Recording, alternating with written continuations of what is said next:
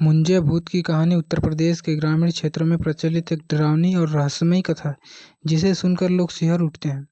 यह कहानी उन ग्रामीण इलाकों में विशेष रूप से मशहूर है जहां अंधविश्वास और परंपराएं आज भी गहराई से जुड़ी हुई है।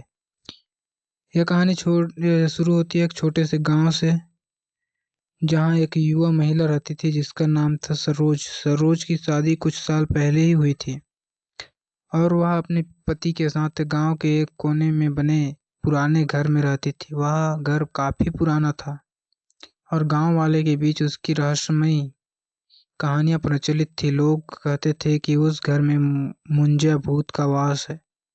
मुंजिया भूत के बारे में मान्यता थी कि यह आत्मा उन औरतों की होती है जो अचानक मर जाती हैं या जिनकी असमय मृत्यु होती है। ऐसी आत्माएं अक्सर अपने परिवार या प्रियजनों से बदला लेने के लिए वापस आती है और गांव के लोगों के बीच डर फैलाती है। शुरुआत में सरोज ने इस प्रकार की बातों पर ध्यान नहीं दिया। वह अपने जीवन में व्यस्त रहती थी, लेकिन कुछ समय बाद उसके साथ अजीब घटनाएं होने लगी। एक रात जब सरोज सो रही थी तो उसे लगा कि उसके कमरे में कोई मौजूद है। उसने आंखें खोली, लेकिन उसे कुछ भी नहीं दिखा।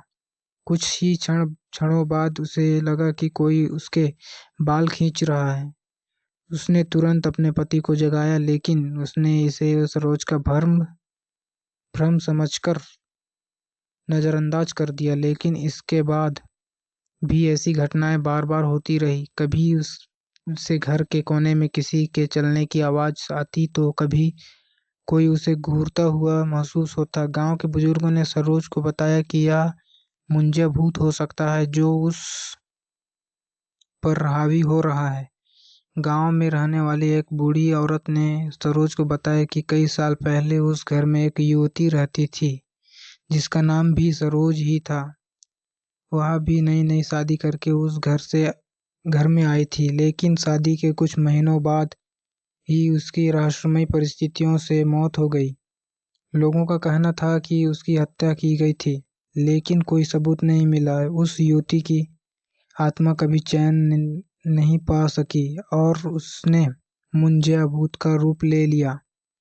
गांव के लोगों का मानना था कि यह केवल उन औरतों को ही परेशान करता है जो अपने नए जीवन की शुरुआत करती है, खासकर वे औरतें जो उस घर में रहती थी जहां उसकी हत्या हुई थी। सरोज इन बातों से बहुत परेशान हो गई थी। वह हर वक्त डरती रहती थी और उसे रात को सोने में भी मुश्किल होती थी। वह दिन भर मंदिरों में जाती, पूजा करती और भूत से मुक्ति की प्रार्थना करती, लेकिन हर रात उसे ऐसा लगता जैसे मुंजिया भूत और करीब आ रहा है। एक दिन सरोज ने ठान लिया कि अब वह इस डर से नहीं भागेगी और मुंजिया भूत का सामना करेगी। उसने गांव के एक तांत्रिक से मदद ली। तांत्रिक ने बताया कि भूतों का सामना करने के लिए मानसिक ताकत और साहस की जरूरत होती है। तांत्रिक ने सरोज को कुछ मंत्र और ताबीज दिए और कहा कि वह रात को अकेले मुंजिया भूत से बात करने की कोशिश करे। सरोज ने डरते डरते उसकी बात मानी। एक रात जब उसे फिर से घर में किसी के होने का आभास हुआ तो उसने हिम्मत करके आवाज लगाई, कौन है? अगर तुम मुंजिया भूत हो तो सामने आओ। अचानक उसे लगा कि कमरे में ठंडी हवा चलने लगी। उसने देखा कि एक धुंधली छाया उसके सामने आ रही थी। सरोज का दिल जोर जोर से धड़कने लगा, लेकिन उसने खुद को संयमित रखा। उस छाया ने धीरे धीरे एक रूप धारण कर लिया। वह एक महिला का रूप था जिसके बाल बिखरे हुए थे और चेहरा गंभीर था। उस महिला ने धीरे धीरे बोलना शुरू किया। वह सरोज से कहने लगी कि वह इस घर की पहली दुल्हन थी, लेकिन उसकी हत्या कर दी गई थी। उसका पति और ससुराल वालों ने उसे जहर देकर मार डाला था। उसकी आत्मा को आज तक शांति नहीं मिली क्योंकि उसकी हत्या का बदला नहीं लिया गया। सरोज ने उससे पूछा कि वह क्या चाहती है।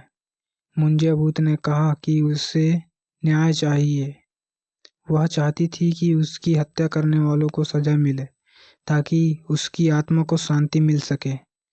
सरोज ने मुंजिया भूत से वादा किया कि वह उसकी सच्चाई को सामने लाएगी। उसने गांव के लोगों से मदद मांगी और धीरे धीरे उस पुरानी हत्या की जांच कर शुरू हुई। कुछ समय बाद यह सच सामने आया कि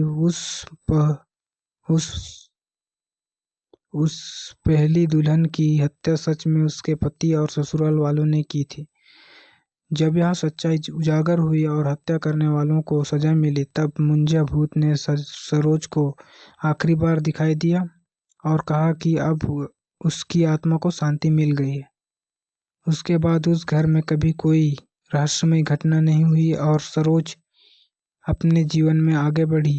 लेकिन गांव में मुंजिया भूत की यह कहानी आज भी सुनाई जाती है और लोग उस पुराने घर को आज भी डर के साथ देखते हैं।